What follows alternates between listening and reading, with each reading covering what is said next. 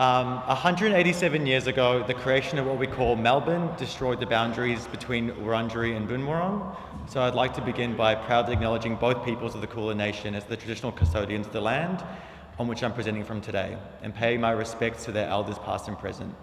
I'd like to extend that respect to all First Nations people here today. I'd also like to acknowledge that Aboriginal communities are steeped in traditions and customs built on an incredibly disciplined social and cultural order. This social and cultural order has sustained more than 60,000 years of existence. It's further important to acknowledge the ongoing leadership role of Aboriginal communities in addressing and preventing family violence, and I want to join with our First Nations people to eliminate family violence from all communities. Thank you all for attending today's in-person community of practice event, where we'll be launching a new resource to the AOD sector on the high-risk indicators of family violence. And there's posters just outside on the tables there that you can take home, take a few copies if you like, or to your colleagues who couldn't make it today. So yeah, after years of shoddy Zoom connections and you're on mute, it's really lovely to be in the same room meeting you all in person. So today we'll be hearing from Jacky Tucker from Safe+Equal, who will speak to the evidence base behind the high-risk indicators, and also from my wonderful colleague Sheridon, who will speak a little to practice and how the resource might be used. There's going to be plenty of time for Q&A, discussion, and for meeting your fellow colleagues. Toilets are down that way to the left, and you'll see a sign that says toilet that you can access. And please help yourself to more morning tea because there's mountains of food outside, so please dig in. And again, take a copy of the resource home, or 2 or 3, and give to your fellow colleagues. So yeah, please welcome Jacky Tucker to this proceeding.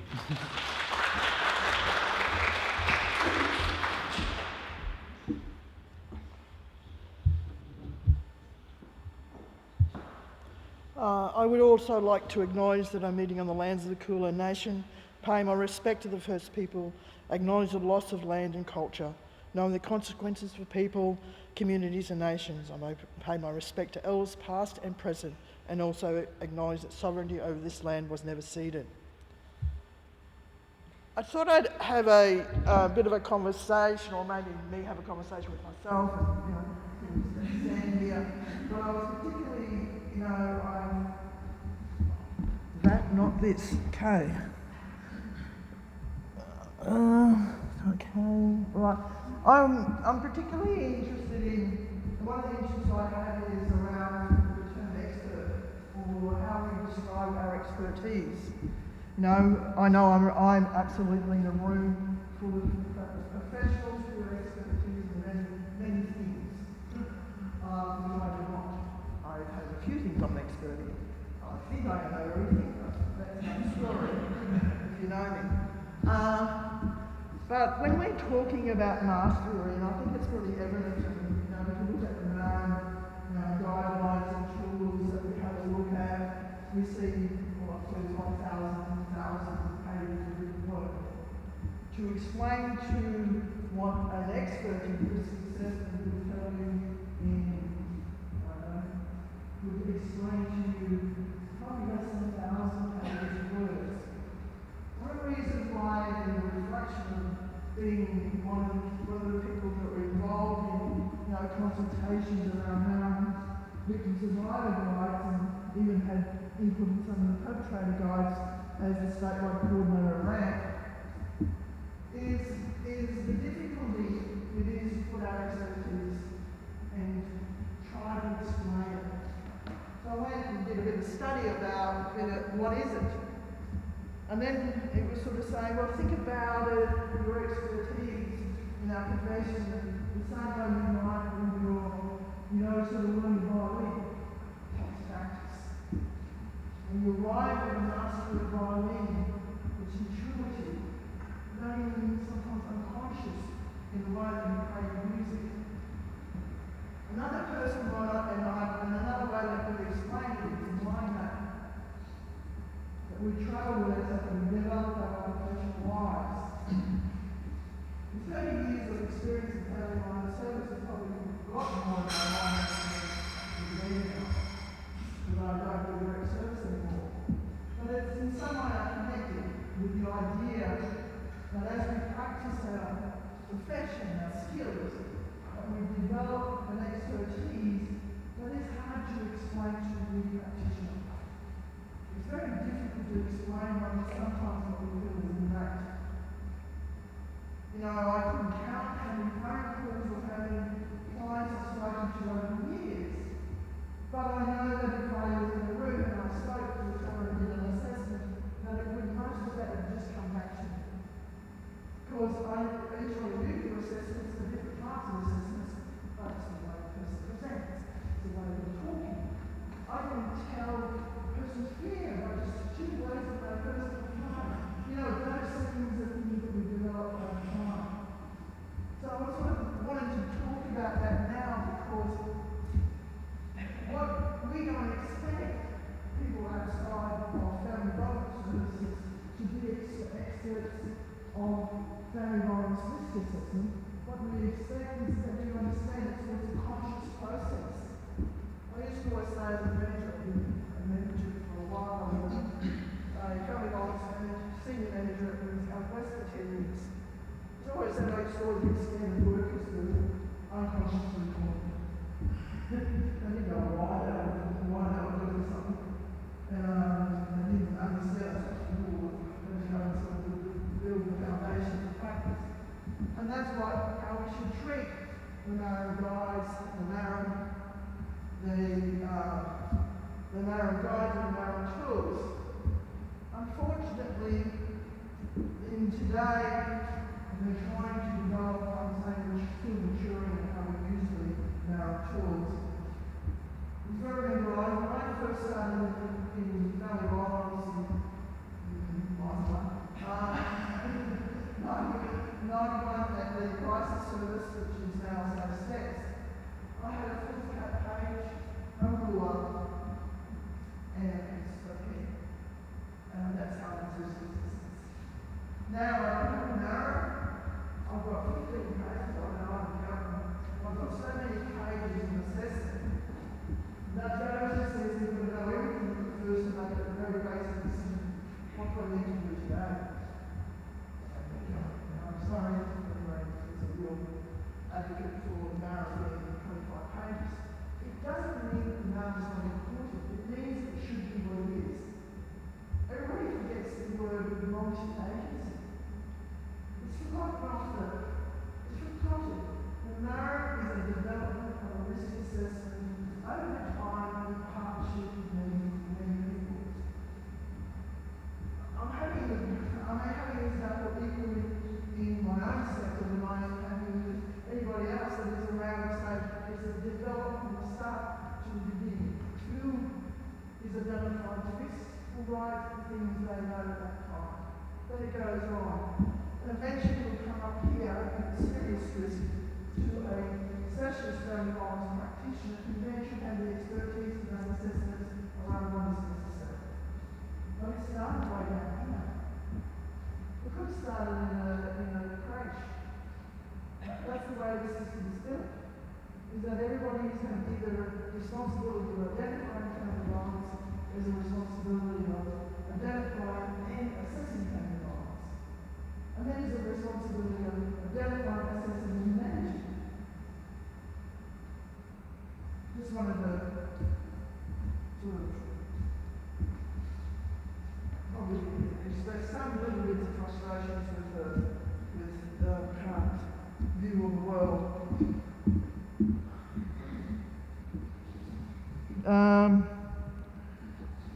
I'm going to go back to something. I'm only talking about the different kind of violence today. 25 minutes, we're not going to be able to talk about much else. The other reality is that in RAG, there's between 500 and 600 cases per year per RAG. 91% of the intimate partner violence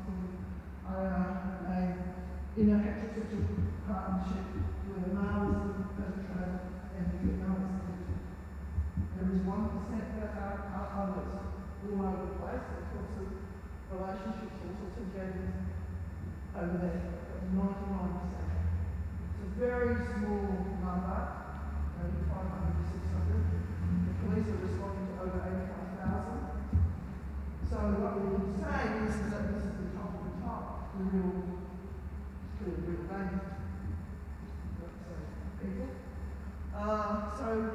So I want him to sort of go back here and sort of go back to the basics of where not get.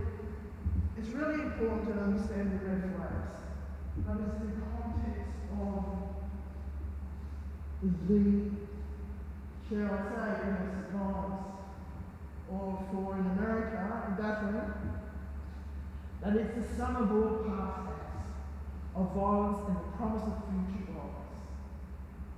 It's about that achieves enhanced power and control of the battle. I mean, so what I've been working over in my years that I've worked is predominantly serious risk. And what I have observed in that time is that it is the sum of all, and in fact, there's no such thing, and I've spoken to clients who actually challenge the systems around the myth of the honeymoon phase. Clients say, well, that's bloody honeymoon phase, and you know, just it was.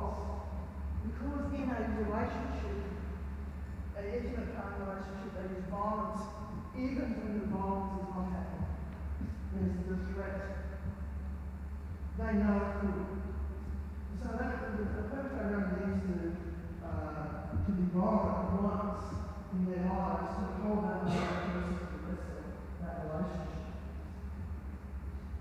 It is around is the coercive power, coercion that sits there. And I just wanted to come back to that because sometimes we sort of go all the way to the players and think this is a domestic violence relationship. Now, Ellen Pence, who was one of the people that designed this, and they gathered up through their perpetrator programs and their survival programs and were asking questions about what was happening to them. And they designed some, and they identified some tactics, but they were very, very clear about how the sexual violence and the physical violence are all threat off, held back all together. And we've been overlaying on that. We've got to remember that when we're talking to people. The other thing was that she sort of said it's not about that the men were consciously looking for the power of control. It was that they ended up with it. You know, when he was talking to the men, they didn't go something for the power of control, of course not. But that ended up with all power of control of that relationship because of the violence. What time is it? Just want to, if you're looking for, there's lots of information. If you're really interested, and I encourage you to be interested, there's lots of information on the internet, especially from Duluth, around they take each of these tactics and unpack it in a video. And if you're wanting to really explore the tactics. And there's, it's stuff, and sort of Ellen died in, I think, 2012. Okay, that's not that one again. See, development. I just wanted to look at, how do we look at the evidence-based risk factors? We're looking at through the eyes of the severity and the eyes of escalation. As you can imagine at RAMP, we talk about immediate risk because it's a moment in time and we actually cannot change the seriousness long term. So we're looking at so that's why I like the word escalation rather than frequency or anything else like that. So the physical violence and severity, I always like to think this is that when you're talking to it is that what is the motivation? Especially for the sexual violence. I use a case study in the training I do with RAMP members where I tell them a story about an incident. It's an incident report about the sexual violence. And what I wanted to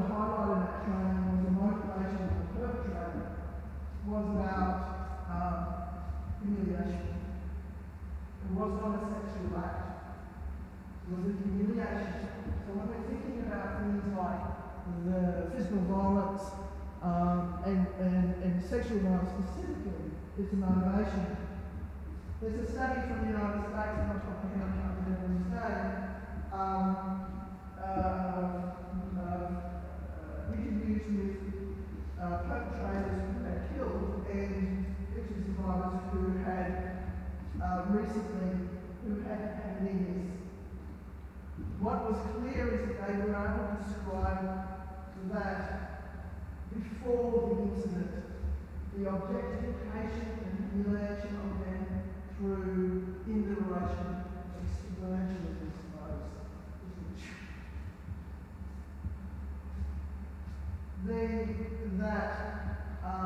that 25 they interviewed 20 women. 25% of those women said that the children were involved, not necessarily in the sexual acts, but they were all witnesses. So that escalated into humiliation,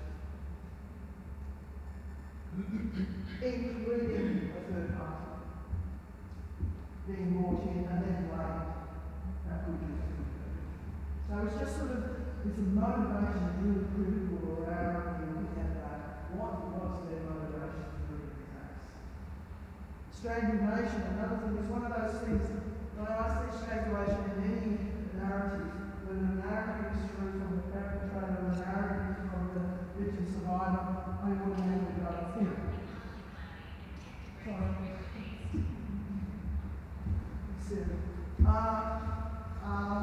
So I straight away go somewhere because it's an intimate act.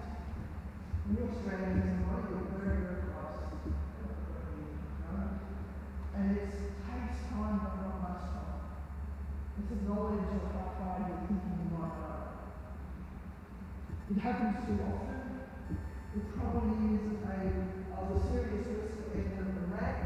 Most of them experience it at least once. It really seems to be a tactic that serious risk that over top, 1% use. Coercive behaviour, I would say, is throughout. You know, you're not going to have family violence or a domestic violence relationship without that. It's always there. So it's about how deep is it? How far do they go to control? How far do they actually keep tabs on that person? What is the threats around them looking at somebody else? All that sort of thing is really critical. So it's the unpacking of each of those red flags and finding out what is happening with that. The other one is penetrated notice of police. The Bible say they're more fundamentalist. They are more out here, it doesn't matter whether it's religion, culture, identity, you're all the way down here.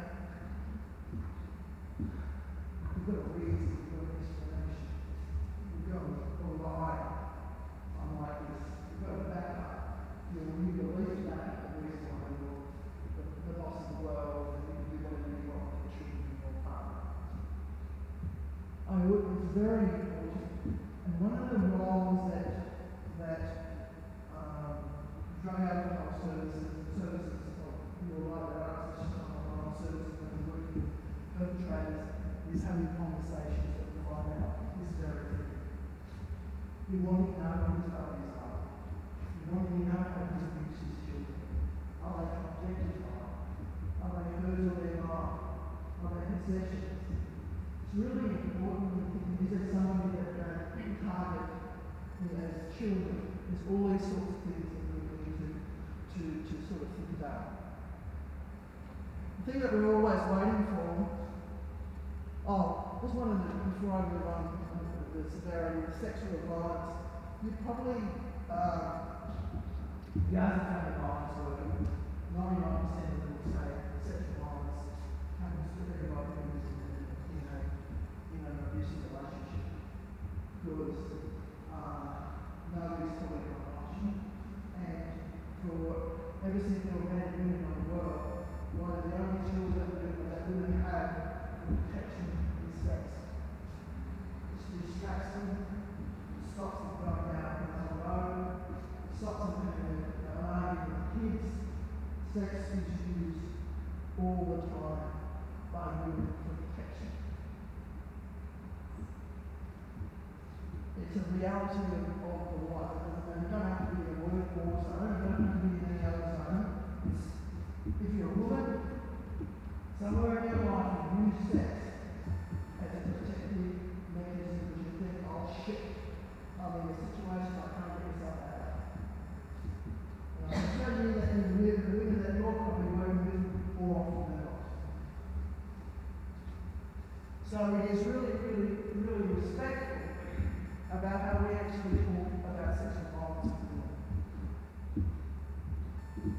There's actually too much part on it. I think one of the reasons why family violence workers historically have been reluctant to go down that rabbit hole is because they're injured. And it's a parallel process down that hole.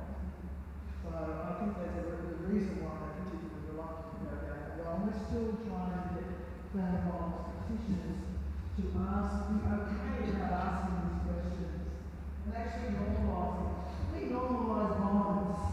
How the hell can't we normalise sexual violence?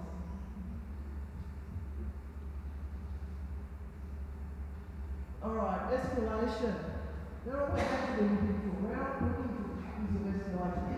Is this escalating? The severity, the frequency is happening more often. The severity or the pattern has changed. That's really not the type of violence that's being perpetrated from somebody is changed. The nature of it has changed. So keep an eye for that. Also, when you think about change and you're working with maybe your clients and changing their own, they might person is sort of okay. They look good. Why do they come out? Not necessarily happy, but they'll be dressed, clean, and shower. No one's going to see all of this, is not. That's one of the things that you're watching. So you're quietly. When I go there, the same thing. It's just those are the things that then inquiring how they are, and reviewing this is about force. And so this is why I think drug and alcohol workers are the closest to us. In the sense that every skill that you guys have is applicable and transferable into a family violence system. Because that's what you're doing constantly, particularly in the work. You're assessing, you're working out where they are today, how to good place, bad place, what can I unpack with them, those sorts of things. You're doing everything that you would do as a family violence worker.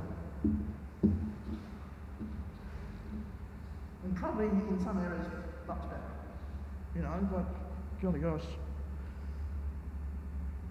I couldn't do it. Okay, I just wanted to sort of point out that client now we use this in our RAM training also.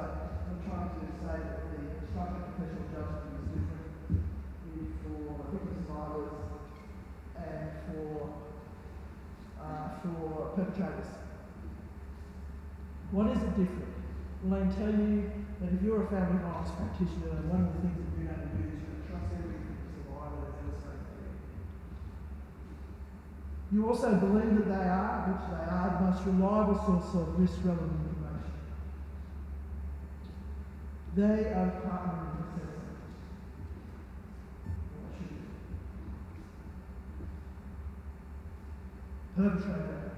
Cautious, be careful, be wary. You might be doing something. Often uses strategies and narratives to deny, minimize, justify, excuse their violence. I don't know what's the difference between a push and a slap across the head. So they'll explain these different ways why it's different. In most instances, the perpetrator has not known that he's being assessed.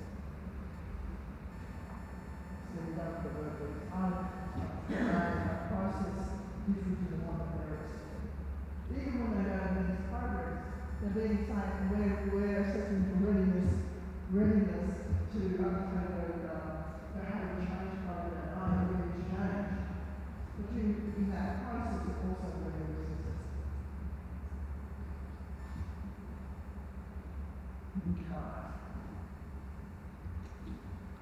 Any questions? Oh, John.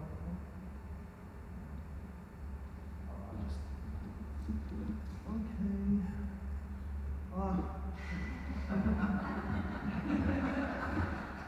Yeah, I was so bad that I had a picture of Yoda when I was in the Southwest. I had a picture of Yoda at my door, trying to convince everybody I was Yoda. Be curious to venture and take risks. That's what it is, you know. Don't believe at the stage of the script. And the script is narrow. It's just a one tick box. You have to go off. You have to go off. You have to go. Trust your professional intuition. Sometimes let the client go on the conversation, you might find yourself in uncharted territory. Not in a bad way, in a good way. If we're not allowing that person to tell their story, that is we're actually not getting the whole story. We're getting the story that we're wanting to write down or be able to demonstrate. It's not her story, it's your story on a piece of paper. I really try to encourage people not to. The day that people actually have a conversation and play there, like they're really good day, we've got to think about our rights practitioners, because what they start running behind a MARAM and they do kick-offs, especially if you don't really want to tell them services. Now, how can you get a assessment through that process? What we have to do is actually go beyond the MARAM and recognise that the foundation of the group that we are, it's a guide of what you answers, questions you need to go to, but you actually have to allow individuals and I to tell the story. And for that matter, the people to tell the story. Otherwise, industry ratings and it's a little bit confused with this when her life is not what we're trying. You know? Crazy. Practice can only master through doing, don't be afraid, don't become an expert by stepping aside. Tools of the support, they're to support practice, not become practice.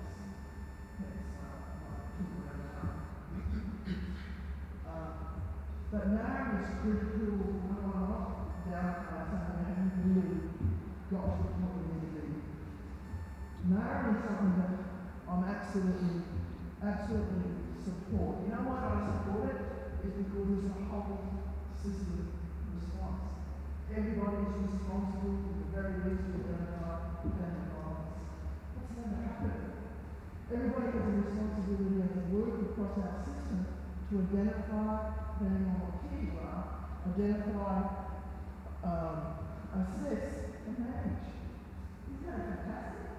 We've always been working with you, but there's been this side thing that says, oh, she's got some rights and we sort of do maybe to get through. And we haven't got it out because I know, I've had a conversation with Sheridon once about how the system is sort of not doing the motivations and stuff, and about how there's barriers to systems out there because we haven't got it right yet. But we've just got to continue to explain what is needed and what we want to see, rather than going believing that it's the answer to everything. I just first wanted to say thanks so much to Jacky. Jacky, I know you've dropped it in there that you've got over 30 years, I think you said. So you obviously exited the womb and began working in the sector of family violence experience. So just wanted to express my appreciation for your time and energy and your expertise today. And I know we only gave you 20 minutes, so thank you for having to bring that together. We just wanted to kind of frame up where this resource came from, the concept, the idea of this, and really it's come from, over the last couple of years, when I moved into the family violence reforms role with VAADA, I started to see that people were feeling like, and Jacky kind of touched on it as well, felt like their expertise was kind of flailing, like they knew how to do family violence work and they were very keen and excited for this new framework. But due to delays of training rollout and confusion about what the framework was about, there was a sense of we're waiting to hear what is this new practice, this new way of doing the work. And in fact, it was very much about you're doing the work, and the best practice is still best practice. That hasn't changed. But and as Jacky said, it's about making everybody responsible for family violence now. It's a whole of community issue. It doesn't work when it's siloed, because when it's siloed, it is able to be hidden. And of course, being hidden is, and what used to be called private, a private matter between people and within families, is how victim survivors stay in danger. So getting that message across was a big part of my job, to come back to what you know, come back to your practice, talking to lots of people, doing secondary consultations, things like that. And one of the things that somebody had mentioned to me was that all of the things they were using were now redundant. And one of those things that somebody mentioned to me was the red flags poster. So I don't know if you're all familiar with it, but the red flags poster is still valid. It is still really considered current, but it's just not had that MARAM alignment process done to it. So I went and asked who was at that point in time the Domestic Violence Resource Centre, who are now Safe+Equal, if they were going to be MARAM aligning that and redistributing that or updating that, because they had produced that very first resource. They said they weren't going to be doing that. So we thought it was an opportunity to solidify practice, to to create a resource that would just affirm the existing practice, and the things that you know, those high risk factors that come from our evidence base that do indicate a victim survivor is more likely to be killed or seriously injured, are still those are the same evidence base. There's been a couple of tweaks since the reforms, but that those red flag or the high risk indicators of serious risk are still the same. So we wanted something that would help to affirm that for practitioners, something that would also just give that sense of confidence that these, the things that you're really looking out for when you're risk assessing, they're still the same, you know what you're doing. And also just to support with the thinking and the decision making, we've put some examples that sit within AOD context as well. And then that is a tool then that can be used for the practitioner, just to keep it in their eyes view. Is it eyes view? I don't know. Mind's eye? Eyes view, mind's eye. And also I know that a lot of people put them up on their, I see them, like even on Zoom, I see them in the background on people's petitions, on people's notice boards and things like that. So we have actually printed some out single-sided if you like to do that, or if people in your team like to do that, so that you can still use it as that. But we've also made it so it has a second page now, which is a guide on how to take somebody through a safety plan, and some of those common secondary consultation points and some common referral points as well. So what it can be really good for, I find, and just for those who may not know, I am previously a family violence practitioner, so I used to be a crisis worker, and then I was a family violence trainer with DVRCV. So using that tool, it can be so helpful for people to have that in their minds, but also to use with clients, especially I find with clients who may be, you think they may be downplaying or minimising what they're experiencing, and of course we know that people who are victim survivors minimise for very good reasons a lot of times. But the tool can be put in front of you, and you can use it as something that you can interact with your client about. And so you can say things like, today you've mentioned this and this and this, and if I can show you this for a moment, and you can see that on here these are the high risk indicators, and I'm just going to circle the ones you've mentioned today. And that way of kind of safely guiding somebody into talking about the evidence base with you, and it's also sharing that information with them, so it's non-hierarchical as well, I find is a really great way to have people see themselves represented in the evidence base. And then you can use the second part of it to go through and talk through a safety plan. So it's an extra tool for you to do that. So I think it was interesting because Jacky started by talking about this sense of having mastery over the work, and what we know is a lot of times we can never have full mastery, but I think we're really committed to developing resources that where we can see there's a little bit of a gap, that we can support the sector to come back into that confidence. And as Jacky said, the harm reduction, because I've had way more experience as a family violence worker than I have as than in the alcohol and other drug sector. And I would say that the frameworks absolutely marry up. Like a harm reduction framework is such a beautiful way to come at the risk assessing. And I think that if we can keep looking for what other tools might support those processes that might fit with practice, and really play to your strengths as well. That's the thing that we want to commit to as well. So that's a little bit of a background about how that came about and what that's used for.